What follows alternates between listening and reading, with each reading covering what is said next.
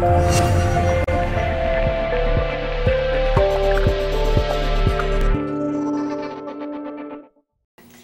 this is Krista Weber and I'm with Momentum Advanced Planning, and we're here today at MeetAdvisors with Doug Waggoner with Ecologistics, and I want to just do a real quick shout out. Thanks guys, we're at 1,000 views per day, which is awesome, so keep it going.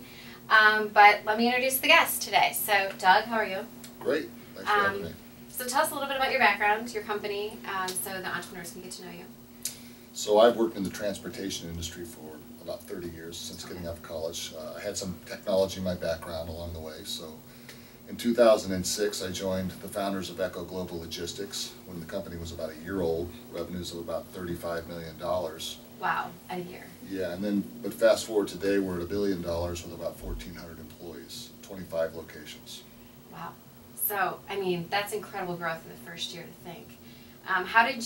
What got you into logistics in the first place? I graduated from college with an economics degree, and there was an on-campus recruiter looking for people for the management training program, so I signed up.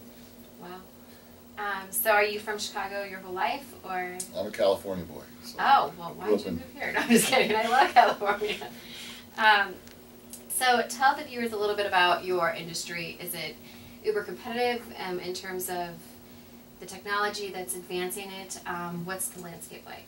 So I'm in the freight transportation business, and it's about a $1.4 trillion industry. It's about 10% of our GDP. It's a very, very large and fragmented industry. If you think about the products that you wear and own, they've been on a truck or an airplane or a train or a ship, and in most cases a combination of those different modes of transportation. So it's really a vital part of our economy, and it's very fragmented. There are thousands of players. Just in the trucking industry alone, registered with the U.S. Department of Transportation, there's about 188,000 trucking companies in the United States, and 88% of them have 6 trucks or less. So what we do is we use technology to take that very large and fragmented industry and make it more efficient. So if I were to be in the clothing design business and I need to ship stuff, I would buy your software, which would tell me the best, most efficient way to get my product to my end user. That's one way to think of it. Or, okay. Or you could just work with a person and we would make it very uncomplicated for you. Nice. Well, first of all, you guys are a publicly traded company. Yes, you guys went public in 2009. Okay. So what was it like pre-going public, post-going public for you? Well, the IPO event is a game changer in the sense that it gives you access to a lot of capital. So in our case, we raised about $85 million in the IPO. After the banker fees and paying off some debt, we had about $50 million left over in cash. And so that's really funded a lot of growth. And in fact, as we became profitable and started producing cash flow, we were able to make 18 acquisitions in the last few years and still have $50 million in the bank. So I think, first of all, from a capital structure standpoint, it was a very key piece of our strategy. It's also a great branding event.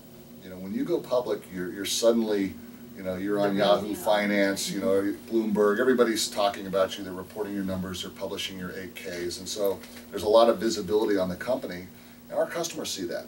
So it's a great way to get your name out there and actually appear bigger than you really are. What do you consider your biggest stress day to day, or the one thing that you just hate doing but you know you got to do it in your day-to-day professional routine? Reading emails. It's too much clutter. Too much clutter. You probably get a ton, I'm assuming. But no, it's you know, it's the kind of the non-value-added activities of dealing with stuff that doesn't grow the business.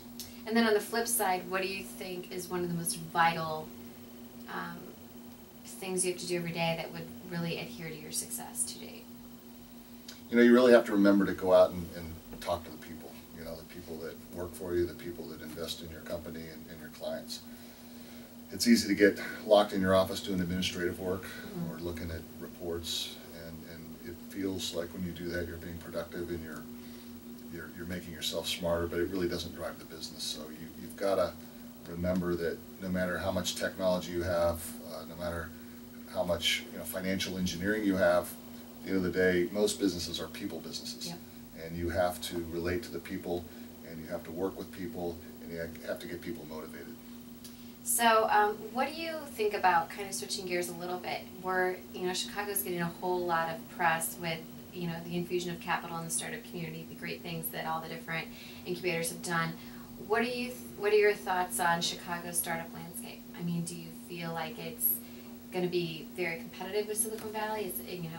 Could we compete with them?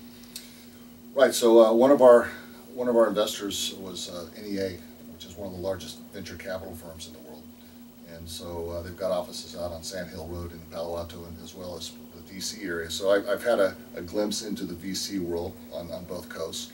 We bought a company out of Boston, which is a pretty hot tech startup market, so right. we've got a little view into that world.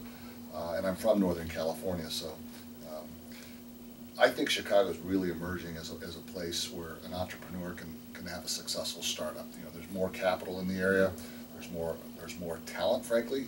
We hire 20 or 30 people a month right out of college, and what we find are there are a lot of kids graduating from universities in a 6 or 7 state area coloring the Chicagoland area, and they want to live in downtown Chicago. So you've got a lot of talent, young talent coming out of the universities, moving into downtown Chicago. You've got a lot of venture capital in Chicago now between Light Bank and 1800 and others. You've got a lot of private equity right. in Chicago, so and lots of good advice. It's a great place to network. It's a lot of access to really smart people who have had a lot of success, and networking is an important part of educating yourself and getting access to resources that will help you grow your business. And we have 2 great universities. I just listened to Ben Horowitz talk the other day in 1871, and he said you've got University of Chicago, Northwestern right here, a lot of resources, and people that want to help. You've got that friendly Midwestern mentality. I think that breeds. And frankly, in Northern California, they're a little snobbish. They don't want to deal with people outside their 50-mile radius. And they don't think they need to. Yeah. Well, I have a friend that's raising capital right now, and he just got back from a road show in Palo Alto, and he told me that if you're over 30, they don't want to invest. If you're outside of the 50-mile radius, they don't want to invest. And if you already have some money, they don't want to invest. And so they're pretty picky about who they invest in. Wow, so like 30's the new old age out there. Yeah, 30 is old age. And I'm ancient. What do you think in terms of investing your own money right now? I mean, are you trending towards, like, in terms of the startup community, like social media, straight tech, health tech? What do you find as some really hot, interesting areas to invest? I like the idea of enterprise SaaS subscription-based software. Okay. So I think companies that produce software that runs in the cloud, single instance, where the revenue model is based on subscriptions, and they're adding to the core capabilities of a corporate enterprise. So software may be directed at HR functions, okay, or planning functions, that sort of thing. I think is a good area. Interesting. What is your most, in terms of like every day when you go to work, who do you look to as somebody you maybe aspire to be, or somebody that's been in your shoes, took a company public? Who do you look to for? Well, believe it or not, long before he was famous, I always admired Steve Jobs. I grew up on the other side of the San Francisco Bay from where he grew up. Okay. We're the same age, and had a lot of the same influences, that West Coast 70s influence, and so I had a lot of admiration for him. He's a little wacky, So you weren't wearing shoes either? He walked around with no shoes for a period of time? Well, I actually wore shoes. So. But I always, now, I didn't subscribe to all of his management practices. If you read his book, I think he was a little hard on people. So I don't necessarily agree with all that, but I do like the fact that he broke a lot of the norms in terms of how he ran a company. Well, and I think what's interesting too with him is, one of the most important things is to find, when you're doing a startup, that person that doesn't have your skill set that you can either co-found the business with or run the business, scale the business with. So all of your strengths, if it's people, if it's vision, find the guy that has the technical skill to help you grow it, like you did with Steve. It's a great point, and my company, our founders were Eric Lefkowski and Brad Keywell, and they've done a lot of other startups, including Groupon, and one of the things I admire about them is that they know themselves. They know what they're good at, they know what they're bad at, they're willing to acquiesce what they're not as good at, and they're also willing to surround themselves with people that complement their skill set. So it's about being really humble and understanding what you're good at and what you're not good at. Right. No, I think that's a very important point. So in terms of your career overall, if someone were to ask you, like, what was the most defining moment for you, what would you say? Well, in terms of success, or just what stands out in your mind? You know, it's taking the risk. I always think it's easier for an entrepreneur that has nothing to lose to start a business. You know, if you've got a mortgage and a wife and kids and a college fund, you know, it's hard to take the risk. And I was kind of always in that latter category. I grew up working in a corporation, worked my way up the ladder. I've had a big mortgage payment, you know, probably lived beyond my means. And but I always secretly wanted to start a business. And one day I found myself unemployed, and I had the opportunity to start a business. You know, I had a little bit of a liquidity event, but which helped me with my financial responsibilities. But it's taking that leap, you know, and believing in something and being passionate about it, and having the time and the resources to just dive into it, you know, head first. And you know, I think if you've got that entrepreneurial desire, you just have to take the leap of faith, and you have to be passionate and believe in it. So, and going off of that, what are 3, in your opinion, traits for a successful entrepreneur has to have in their DNA? We have to be able to take risk, obviously. You know, the people that are successful oftentimes have failed. That's probably one of the negatives of Chicago is I think failure is judged a little more harshly here than it is on the coast. You know, if you're in the Palo Alto area, you know, you're considered a failure if you haven't had a failure. You know, so it's a little more accepted that entrepreneurs try things and fail, and they try other things, and eventually they get it right. So you got to have an appetite for risk.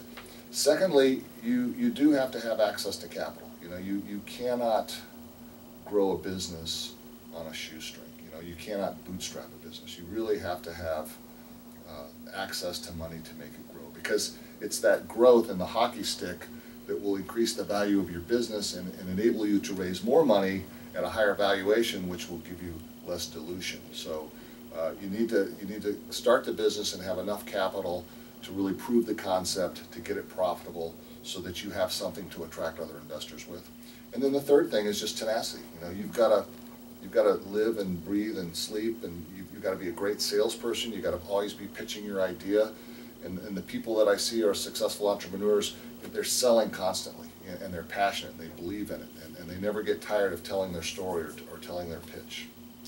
So going off of your second point, if an entrepreneur who's watching this thinks, I'm passionate, I've got the tenacity, I've got a great idea, you know, but I didn't grow up surrounded by entrepreneurs, or I don't have access, just, you know, my neighbors aren't, my parents aren't, my family's not super wealthy. How do I get there? What are some tips that you can give people that maybe are working, bootstrapping it right now, into that world of people that can help fund them?